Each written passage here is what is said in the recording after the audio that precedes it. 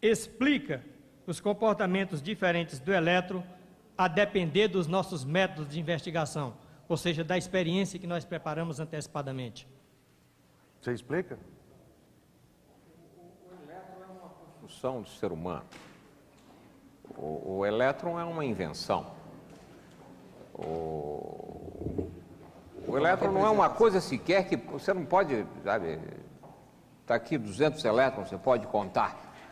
É diferente de uma maçã, por assim dizer, para começo de conversa. Não que uma maçã tenha a objetividade que o elétron não tenha, não se trata disso. Se trata de lidar com elétrons, fótons, etc. E essas construções da abstração em física, tem que se lidar de uma maneira diferente do que se lida com objetos macroscópicos que têm uma existência de outra natureza. O que o Heisenberg aponta, e que ele é o pai da famosa incerteza, é que a observação interfere. Não há observação que não interfira, qualquer que seja ela, por raio-x ou por outro método, a luz que atinge a coisa que eu vejo, ela não pode deixar de interferir no que eu vejo. A comparação que eu costumo fazer é que como se o ser humano não pudesse ser um voyeur que vê a natureza intocada, mas é como se o ser humano fosse um cego que só pode apalpar a natureza nua, e portanto ele já não a vê sem que ela saiba que ele está vendo. Ou seja, de certa maneira nós apalpamos a natureza. Nós não podemos ser um voyeur que disfarçadamente olha a natureza como ela é, como ela seria se nós não a víssemos. Ela é desse jeito porque nós a vemos, e nesse sentido tem razão Heisenberg, nós vemos a nossa interação com a natureza, e não essa objetividade que efetivamente para nós não existe, é um ser metafísico, a natureza intocável. Talvez fosse o caso de dizer também nessa convergência que o fato da nossa observação dos nossos instrumentos serem imperfeitos não deve servir de álibi para se postular que a indeterminação é fruto da nossa incapacidade ou do caráter rudimentar de nossa observação, que é a última defesa dos deterministas. Quer dizer, como para não aceitar a indeterminação, postulam que a indeterminação ela existe na medida em que nós não somos capazes de ter instrumentos, enfim, o instrumental necessário apurado para verificar que aquela indeterminação é, na realidade, uma dimensão da determinação que, para nós, não é suficientemente observada. E, quando aborda esse problema, o Peirce tem uma frase: não devemos bloquear o conhecimento. Nós vamos a mais uma questão aqui da nossa plateia, depois a outras que estão aqui presentes por escrito. Meu nome é Francisco, eu sou estudante de letras. Gostaria de fazer uma pergunta a ambos. Eu gostaria que os dois falassem a respeito do acaso como valor heurístico, ou seja, a utilização do acaso para descobrir. Foi o Peirce que disse que o Kepler utilizou o raciocínio por abdução para descobrir o movimento das órbitas dos planetas. Não haveria uma ligação entre abdução e acaso? Bom, eu entendo que a abdução é a lógica da poesia. Eu acho que quando o Peirce fala em abdução, ele fala naquilo que alguém poderia chamar de uma lógica analógica da descoberta, uma lógica que passa pelo domínio do icônico e que não é simplesmente domínio da razão. Tem a ver, inclusive, com o problema da intuição, que já foi aqui abordado. Quer dizer, essa é a minha maneira. Eu sou uma pessoa que, por até dever profissional, eu fui professor de semiótica da literatura, então há muito tempo que eu tenho trato com a obra do Peirce. Eu acho que exatamente o problema que ele focaliza com esse termo abdução é alguma coisa que tem a ver com a intuição, com a lógica analógica, com aquele tipo de lógica que não é a lógica discursiva do pensamento, vamos dizer, linear. É uma lógica analógica que preside, no caso específico da pergunta dirigida a mim, a poesia, as construções poemáticas, e eu acho que está presente, inclusive, essa lógica analógica na invenção em geral. Quando eu me lembrava aquela frase, aquela entrevista do Einstein, que dizia que ele não pensava, a primeira vez que ele estava pensando em um determinado problema, ele não recorria nem a números, nem a fórmulas verbais, mas a imagens cinéticas, né? E só para frisar alguma coisa de muito interessante, é uma coisa que me impressiona muito, aquele famoso sonho do Kekulé, que tinha acho que químico, que tinha um problema determinado que ele tinha, que não conseguia resolver num estado consciente, e de repente sonhou com uma estrutura serpentiforme e aquela estrutura lhe deu a fórmula para resolver o problema. Aí está o tipo de lógica que opera na poesia e no meu modo de ver, até onde eu posso julgar na ciência. Com toda certeza, quer dizer, a explicação que Haroldo deu para a poesia vale para a física e para as outras ciências com que eu tenho alguma familiaridade completamente. Quer dizer, não há nada que não vale igual. O que se pode, talvez, apontar é que nas ciências, às vezes, você promove o acaso. Quer dizer, você gera sequências aleatórias, você sabe que elas são aleatórias, você gera sequências para observá-las. Você não sabe o que vem, e você gera sequências aleatórias para observá-las. E talvez se possa fazer também esse exercício em poesia. Eu tinha uma brincadeira que eu fazia quando era criança e que promovia muitas risadas, que era pegar páginas diferentes, pega a página policial, pega a página social, pega a página política e lê uma linha de cada página em sequência e você vê afirmações curiosas sobre um futebolista sendo preso ou coisa. Você mistura o jornal, embaralha o jornal e gera ideias jocosas ou poéticas pela justaposição aleatória.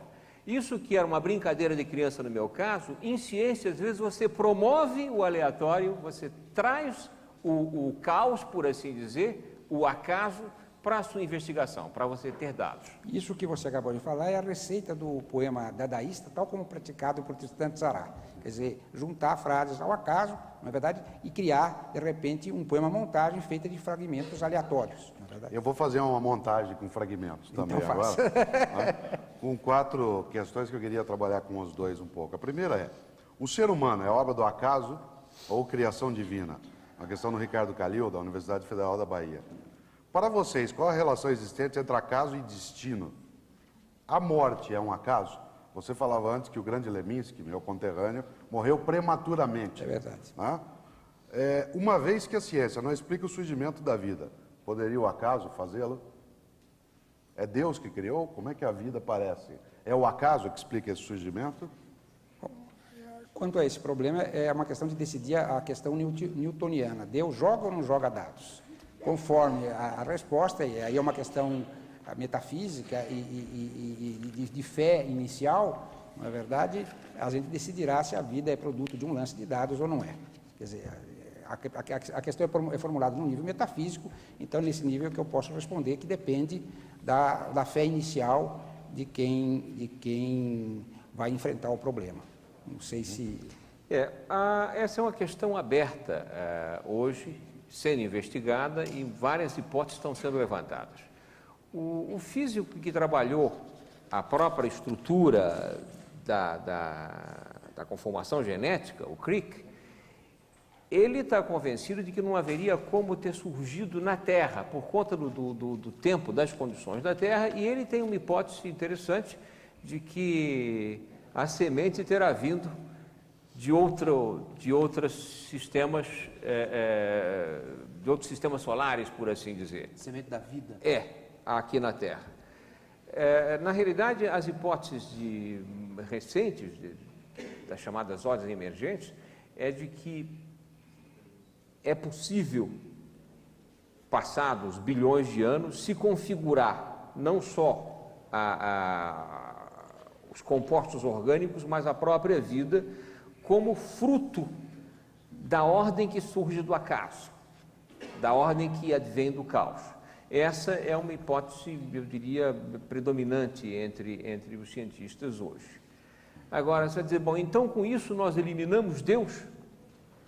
Bom, se quiser, senão você pode dizer que Deus foi quem produziu essa ordem que surge do acaso, que Deus é isso, tá certo? Então, é preciso evitar a anteposição que seja simplesmente verbal, Deus sim ou não, desde que você defina melhor o que você quer dizer por essa entidade. E eu acho também que a gente usa acaso, casualidade, desordem, às vezes como uma sinonimia falsa. Às vezes nós queremos dizer coisas diferentes, como dizemos desordem, ou como dizemos sujeira. Né? Sujeira é matéria fora do lugar. Sujeira não é nada, não é uma ideia fora do absoluto. lugar, é uma matéria fora do lugar. Até lá eu concordo. Até tem uma outra questão aqui, que é se vocês acham que as grandes catástrofes da humanidade, elas são fruto do acaso ou de um determinismo? É bem teológico. Olha, eu acho que essas falaram de destino. Pois é, mas eu acho que eu teria uma maneira de não responder diretamente e pontualmente, são várias perguntas, nós temos pouco tempo. Eu acho que se eu apresentasse em forma de apólogo a disputa entre dois grandes cientistas que receberam o prêmio Nobel, Monod e Prigogine, eu talvez desse uma resposta, inclusive, nesse nível metafísico. O Monod, que é um biologista, ele tem um livro chamado O Acaso e a Necessidade. Nesse nível, ele diz que a aliança do homem com a natureza, desde o neolítico até o marxismo, a ideia do marxismo, é uma projeção animista sobre a natureza, que, na realidade, o homem nada tem a ver com o universo é surdo às paixões, a tudo aquilo, aos prazeres, mesmo aos crimes do homem. O homem tem que se conformar que ele é um cigano cósmico que não tem na natureza nenhuma contrapartida. E sendo ele, portanto, um cigano cósmico, ele tem que se conformar com a sua radical solitude. E nega ele nega a velha aliança, ou seja, a aliança que se quis, desde das religiões até as ideologias, se quis fazer entre o homem e a natureza, dizendo que tudo isso são projeções animísticas. O homem é um cigano errando no cosmos, isolado, e que tem que conformar-se com a sua solitude e fazer da sua razão a medida da sua ética, ou do seu conhecimento científico a medida da sua ética. Vem o Prigogine e responde diretamente ao Monod num livro que se chama exatamente A Nova Aliança, que está inclusive editado em português pela Universidade de Brasília. E nesse livro ele diz exatamente isso, que o homem não é um cigano cósmico, como dizia pessimisticamente o Monod, mas que o homem pode fazer essa escuta poética do universo, porque o fenômeno da vida não é apenas um fenômeno muito raro na natureza, é um fenômeno frequente, quer dizer, fenômenos semelhantes ao da vida, e aí é o problema dessas estruturas dissipatórias, onde há a suspensão da entropia. Esses fenômenos existem na ordem da natureza com muito mais frequência do que se pode imaginar. Então, o homem não é um solitário, o homem é um participante, ele tem a posição do homem é participatória, né? Ele não está isolado na natureza, mas os processos que levam a esse extremo processo que é a vida humana, organizada dessa maneira, tem em comum com outros tantos processos que são também na natureza de extrema frequência. Então, ele nega essa tese e acha, portanto, que não se trata simplesmente de uma projeção animística, mas realmente de uma participação entre homem e natureza. Daí ele falar nessa nova aliança. Então, tem duas questões. Eu concordo com o Haroldo, mas eu queria responder àquela questão sobre as catástrofes, certo, se elas são acaso ou não, ou destino. Eu acho que há catástrofes dos dois tipos, e às vezes catástrofes até parecidas, mas há catástrofes que são provocadas e outras que são realmente fruto do acaso, ainda que o resultado final possa ser parecido. Quer dizer, você pode, para fazer um exemplo de fácil compreensão, você pode provocar uma avalanche indo a um lugar alto e jogando uma pedra que rola e leva a outras coisas, a avalanche é provocada. E ela pode ser gerada a partir de uma pequena perturbação casual, em algum ponto, um grão de areia que bate no outro, que leva uma pedra, que rola e promove uma avalanche. As duas avalanches podem ter o mesmo efeito deletério, uma ser fruto de uma intenção clara e outra fruto do acaso, que dirá coisas tão distintas como um bombardeio, tá certo? Ou um vulcão. Quer dizer, há de tudo. Então, pega isso nessa questão que veio aqui, que eu acho curiosa, na complementação. Se as configurações da matéria se modificam ao acaso para adotar todas as possibilidades, entropia, por que não há saltos? Ou seja, por que os corpos não se desfazem e refazem ao acaso, mas obedecem a uma continuidade? Não está o acaso confinado a algum tipo de organização que o ultrapassa?